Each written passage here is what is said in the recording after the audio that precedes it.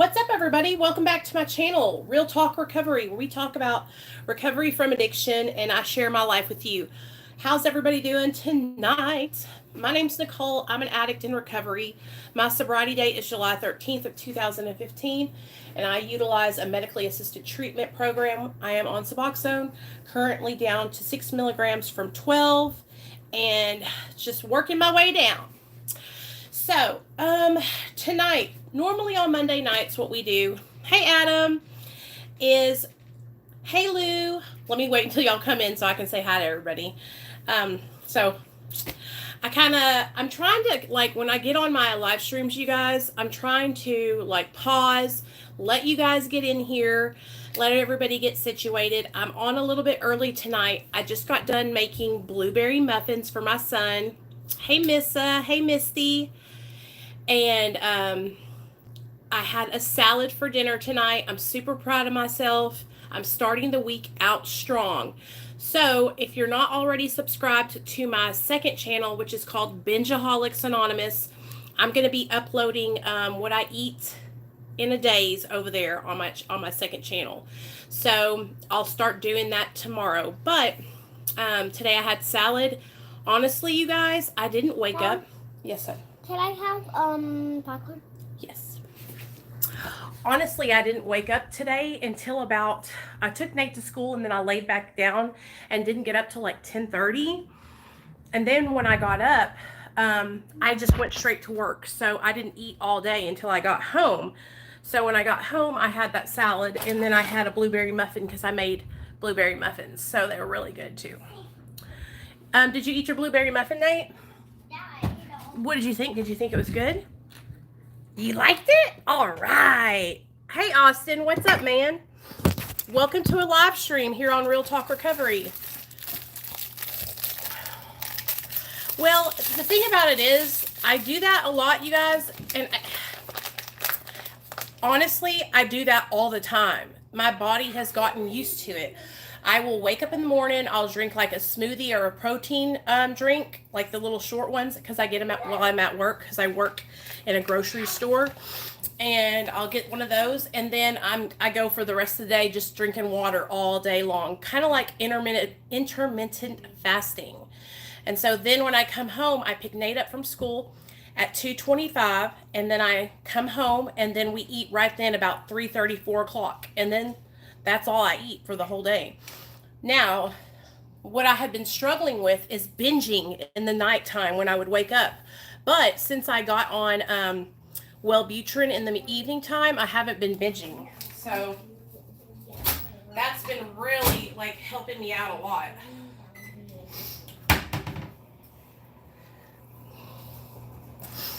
Yeah, that's what we do.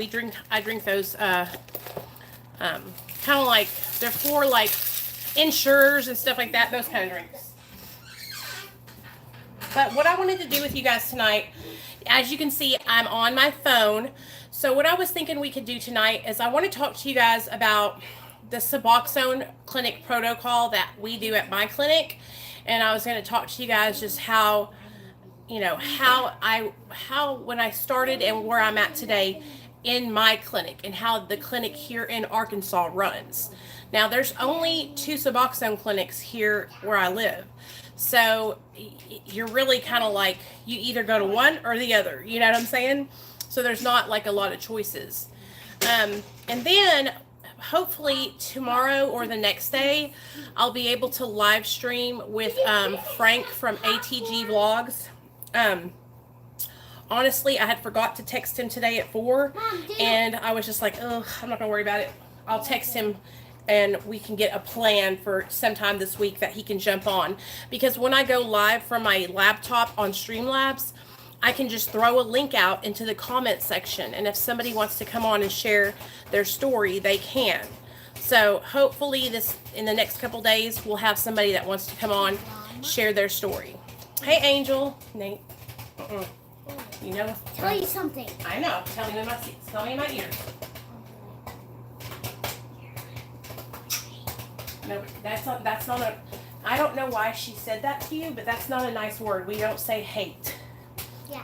One of the little girls at school today told Nate that they hated him. And so he came home and he told me that, and he knows how we don't say hate. You know, we say we don't like them or we don't care for that person, but we don't hate anybody. Oh, that's Nate. We don't hate anybody, right, Nate? We only like.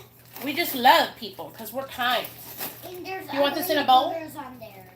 Oh, that's better. Do you want this in a bowl? Sure. No. No? Okay. No. Hold it by the corner. Don't hold it right here.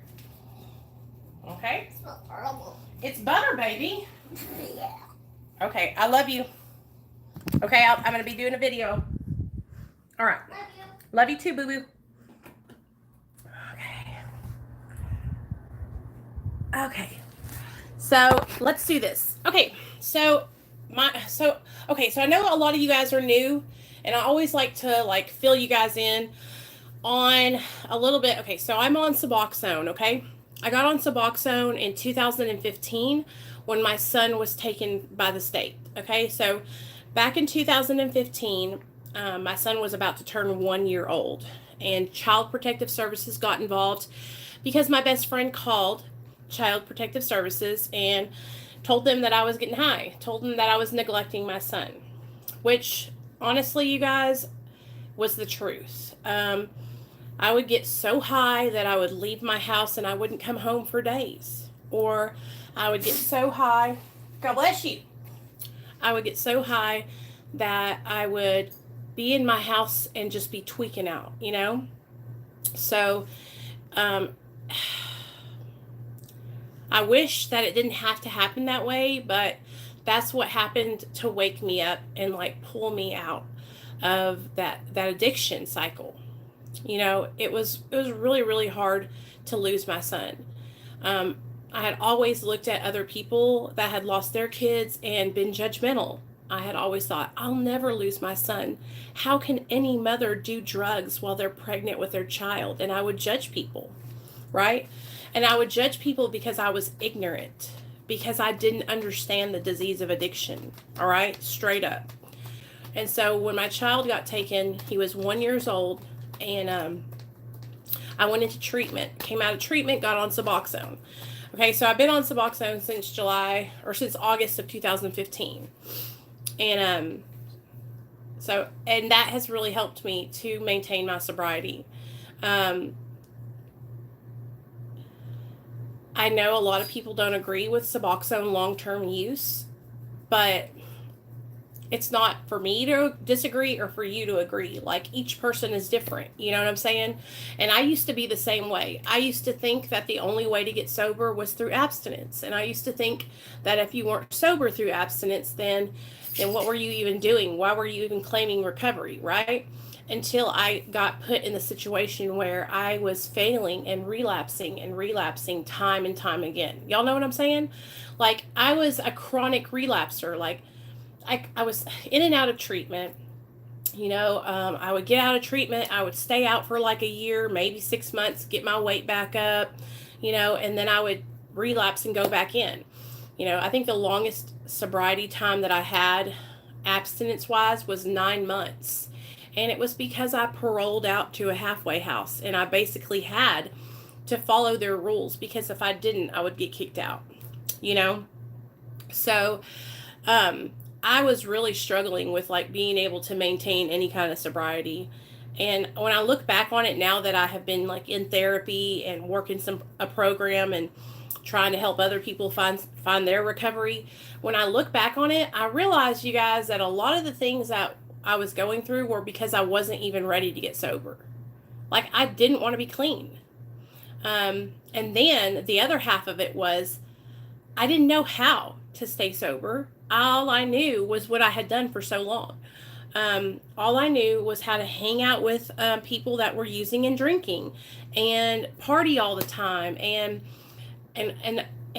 so that was half of it. And then the other quarter or third of it was the fact that I was medicating, you know, insecurity. I was medicating anxiety. I was medicating depression, and I was trying to change the way I felt because I didn't know how to do it any other way.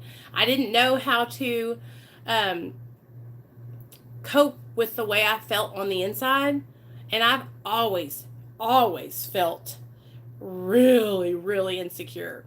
Like I've always felt like I wasn't like everybody else. Hey, Courtney. Um, and so I struggled for many, many years, just like not feeling like I fit in. Do you know what I'm saying? Like I've always felt kind of like I was outside of everybody else.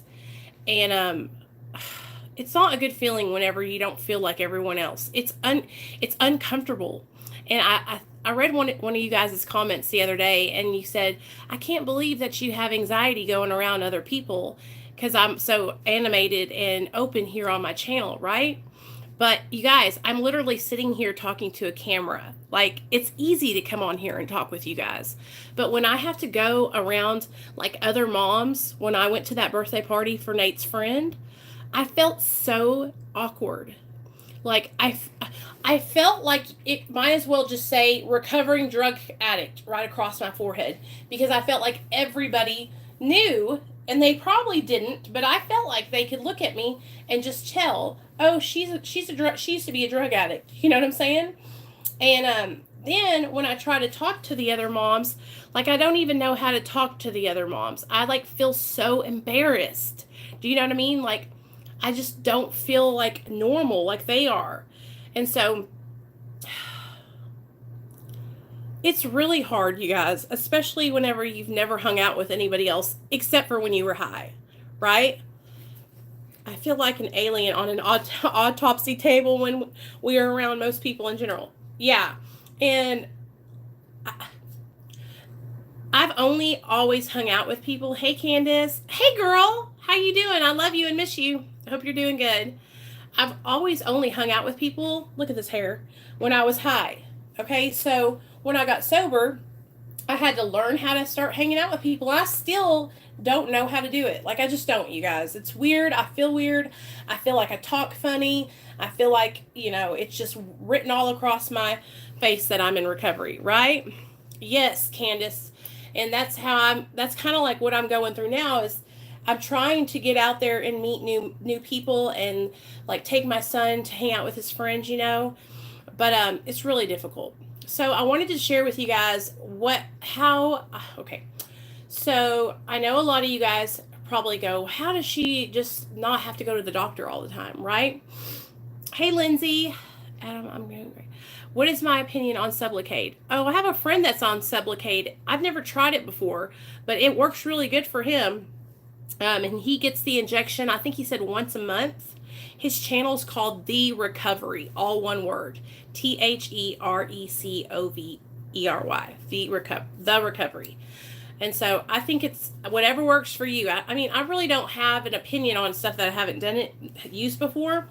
But I just kind of like, I heard that it works well. At least it does for him. But then, Lindsay, I've watched other videos where I've seen people that have gotten on Sublocade, and they have said that they got the injection and then it didn't work her. They were feeling withdrawal, So I guess it probably depends on your metabolism, I would imagine.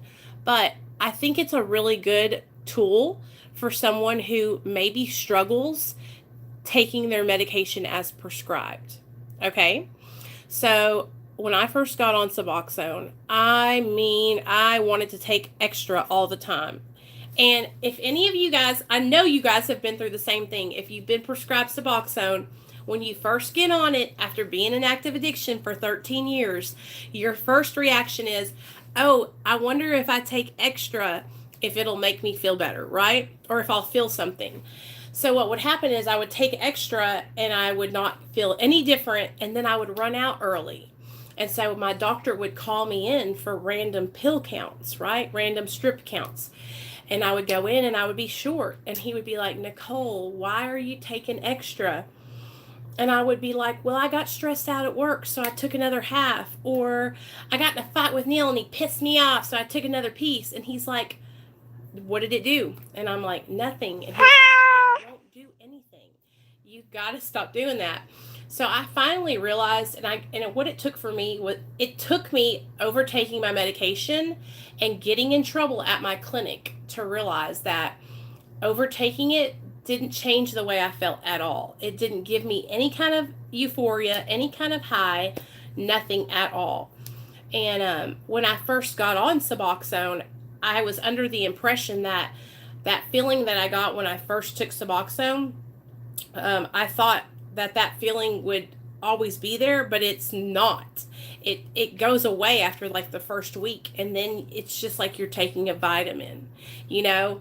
And I mean, I would be lying if I didn't say this. Like when I got put on Suboxone, I was thinking, oh wow, it'll be like taking a hydro every day, right? But it's absolutely not. It doesn't make you high or feel any kind of feeling or euphoria at all, especially after you've been on it for as long as I have. It's just like taking a vitamin every single day, you guys. The only thing is, I know that if I didn't take it, on about the second and a half day, I would start yawning and feeling like the withdrawal feeling coming on. But now that I've been working hard on staying sober and changing my life and changing my behaviors, like now I don't look to Suboxone to make me feel better or to change the way I feel. Today, when I have a problem or I get depressed or I'm struggling, I process that shit. I come on here and I tell you guys about it. I'm like, I'm struggling. I'm having a bad day. I'm depressed. I will come on my YouTube channel. I don't give a damn. And I will cry my motherfucking eyes out for God and everybody to see, because it helps me. And in the process, it's helping other people, you know? Too. I'm so glad you have this platform helping so many people. I actually just had a baby on Suboxone, but that's another story. Lindsay, that's awesome. I'm so glad you're here, girl. Don't let anyone shame you or give you any shit, okay? Because there's a lot of people in this in the community that they act like they're one way and they act like they support all recovery, but they really don't. And believe me, I know, because I've been there. So I actually did a video about, can pregnant women be on Suboxone or Subutex, because there was so many people putting out misinformation, that saying that they can't be or that they shouldn't be. And actually it's preferred, because you're either going to be on Subutex or you're going to be out in your active addiction shooting heroin. And when you're in your active addiction or you're out there taking pills off the street, you're high risk.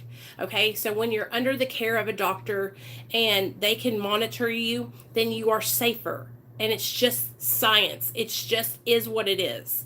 You know, I would much rather see a woman who is struggling in active addiction that is pregnant get on Subutex than to struggle and be going back and forth, back and forth, back and forth, putting that baby into withdrawal, putting stress on the baby. It is really, really discouraging to see other people pass judgment on young women who are going through addictions, who are already scared, already ashamed, okay, already really, really struggling, okay? When you're pregnant, it's scary as hell, especially if it's your first baby. And then adding addiction on top of it, oh, Lord help me, okay? I wish I had been smart enough to go to my doctor and tell them that I was struggling and that I needed help. But instead, I was selfish, I was stupid, I was stupid, and I was selfish. And I used drugs while I was pregnant with my son. And I put my son's life in danger. And the reason my son being alive today is a damn miracle. My son being so perfect and so smart is it's a miracle. God did that, okay? There's no other way I can explain it. You know, I'm not like a huge religious person, but I believe in Jesus Christ. I believe in God. He saved me and he saved my son. And I seen it happen before my very eyes, because I wasn't protecting my son. I was using. So every time I look at my son and I see how perfect he is, that reminds me that I have, what I'm doing is what I have to do. And I'm happy to be alive today. I'm happy to be sober today. And I'm happy to be on Suboxone, because it saved my life. And it's given me a chance to help other people and be a mom to my son and be a wife to my husband. So, okay, I want to share with you guys what it's like at the Suboxone clinic that I go to. So I go to a really good clinic, okay? Um,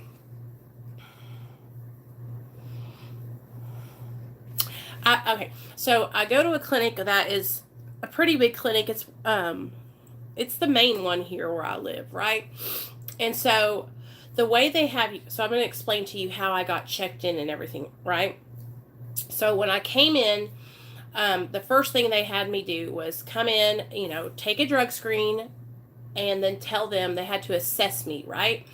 I had to sit down and do an assessment. And what that means is I had to let them know. They were asking me all kinds of questions like how much drugs did you use and what drugs did you use? And when they ask you those kind of questions, you need to be absolutely honest with them.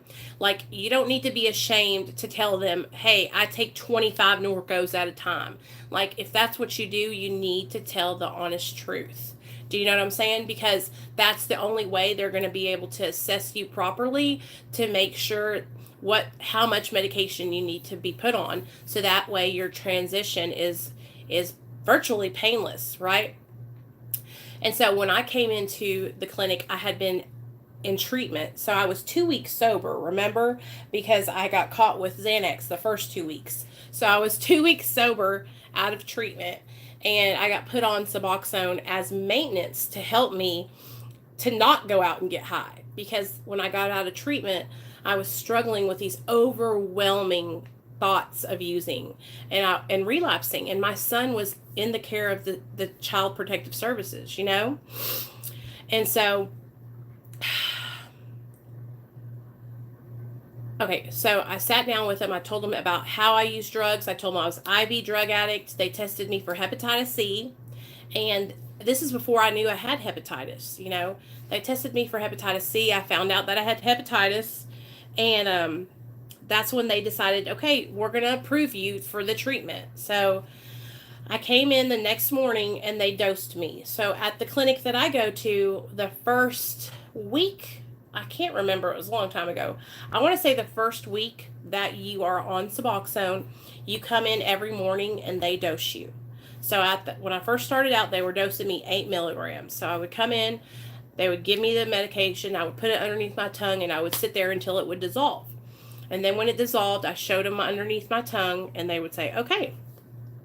I told Dr. B I would take 25 Norcos at a time, like 4 times a day. Good. And Missy, that's what you have to do. You got to be honest, because, a lot of times we think that we got that shame, right? We got that shame, and we're embarrassed, and we think, oh gosh.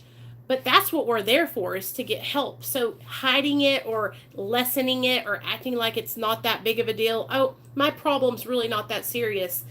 That's what you tell them is only what they will know. So you have to be 100% honest with them, So they would dose me every day for those first 5 days. And then on the weekend, they gave me a prescription to take home. Okay. And so that prescription was a 2-week prescription. All right, so I would go in, and for the first 3 months at my Suboxone clinic, I would go in every 2 weeks. Okay, every 2 weeks, I would have a therapist appointment, and I would have a group meeting with other people who were also on Suboxone.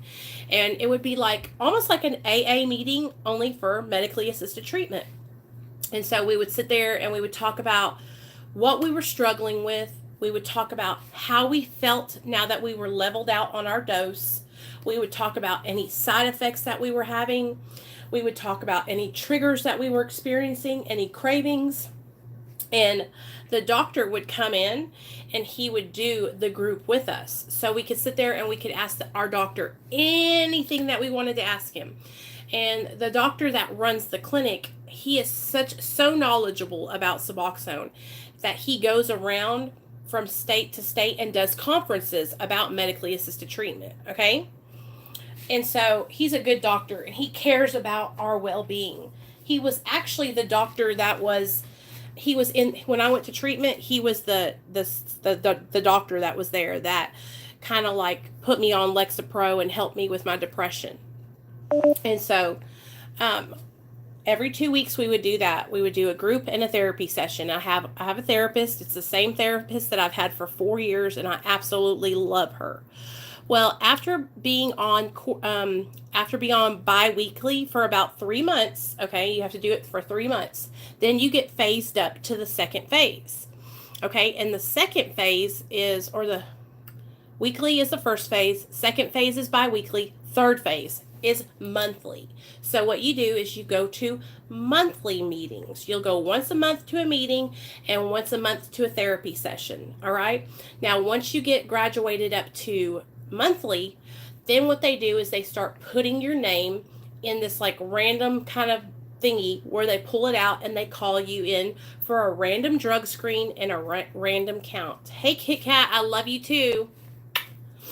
And they'll call me in and they'll do a random drug screen and a random count of my medication.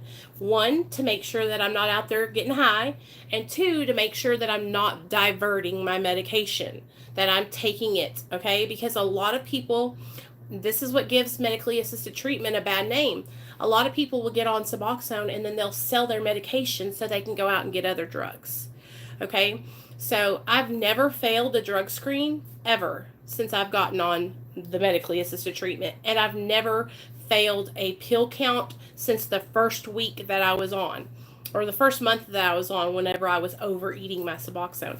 Ever since, I have been legit, okay?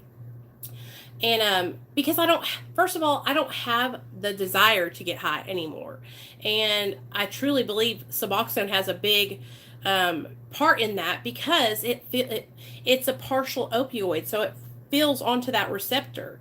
Okay, so where I used to crave those opiates, I don't anymore, So, yeah. And I just go in, I would sign into the book, I would go back to the back, they would give me my cup, and then the nurse will go around the back, and there's a mirrored window in the bathroom, so they can watch me go to the bathroom. Okay, so I pull down my pants, pee in the cup, put the lid on, hand it to the nurse, and then I'm on my way. See you later. Okay. And so after I did that for another 3 months, then I got graduated to quarterly. Okay. So when you get to go to quarterly, it's like a really good opportunity, because first of all, every time you go in that office, guess what? 200 bones. So when I was going bi-weekly, guess what? I had to pay $400 a month. And guess who else was going bi-weekly? Hey, John, my husband. So guess what? That's another 400 bones. So guess what? That's $800 a month. And then when we got graduated up to monthly, that's $200 a month times 2, me and my husband. Okay? So that's $400 a month, you guys.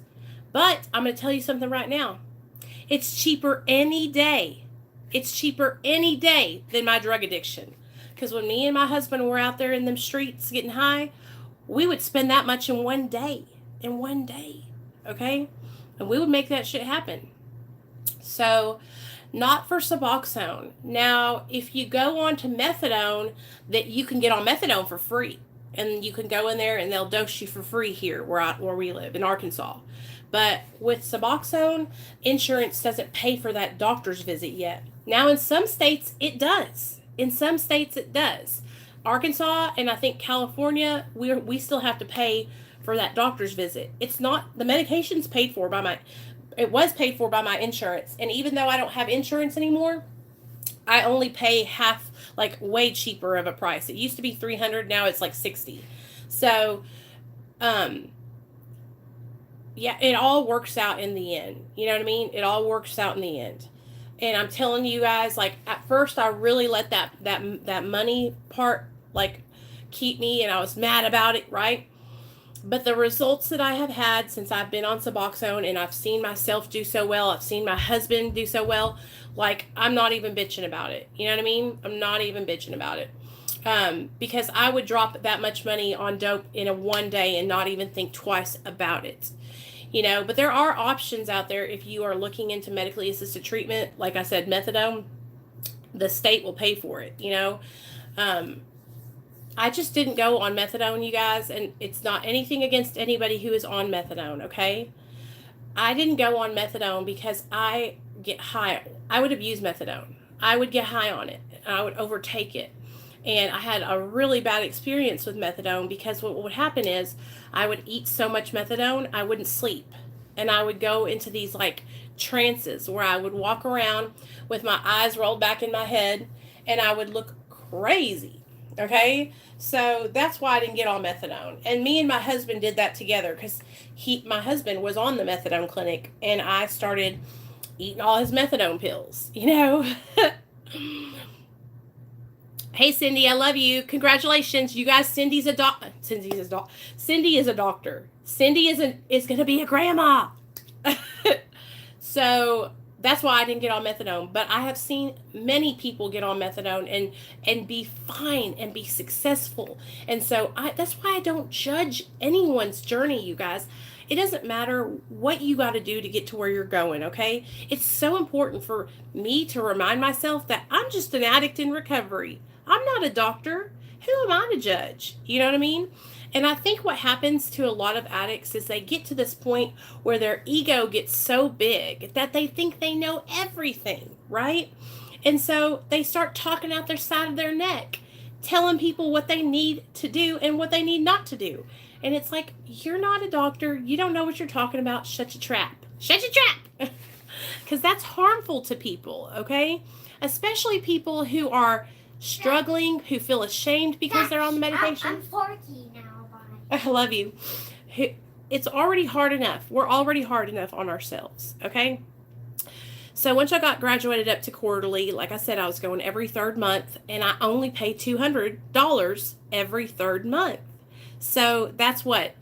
Quarterly, that's what, $600 a month or $600 a year? So that's a really good deal for me, okay? And it's a lot less.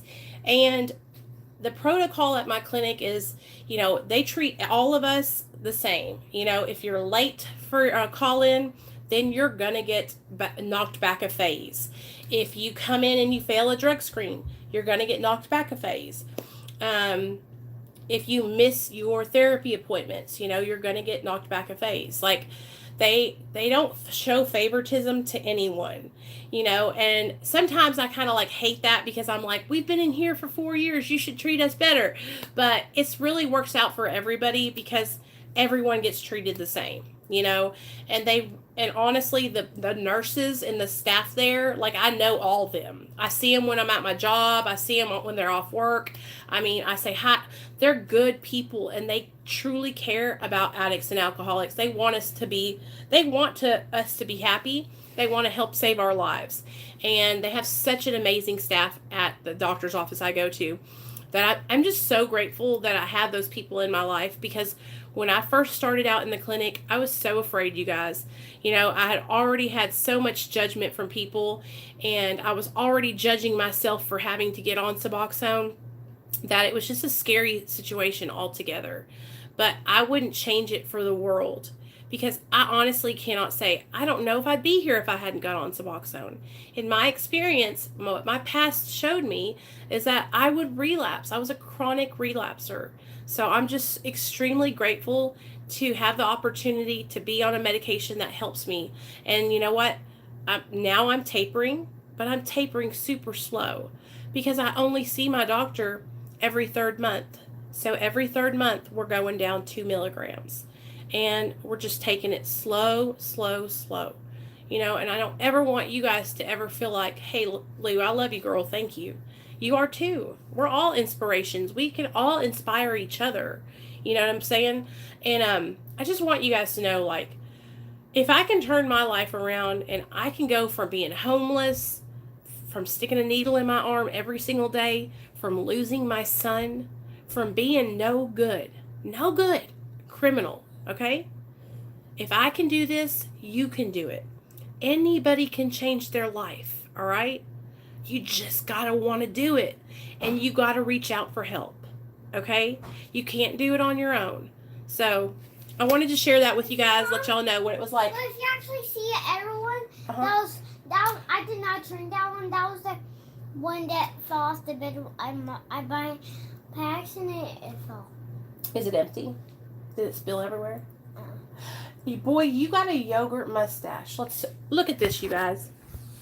Look at, show me your yogurt mustache. Let him see it. Move that. Hold on. Oh. Leave your light stream. Sorry, guys. Oh. Move that. I wish that would stop. Dang it. Anyway, they see you. No, they can't. Nate's got a yogurt mustache because he won't stop drinking. You need to, Nate, these smoothies, that's going to make you sick, boy. Look at that mustache. I love you. Okay, guys. I love you guys. I just wanted to pop on. Everyone say jug it.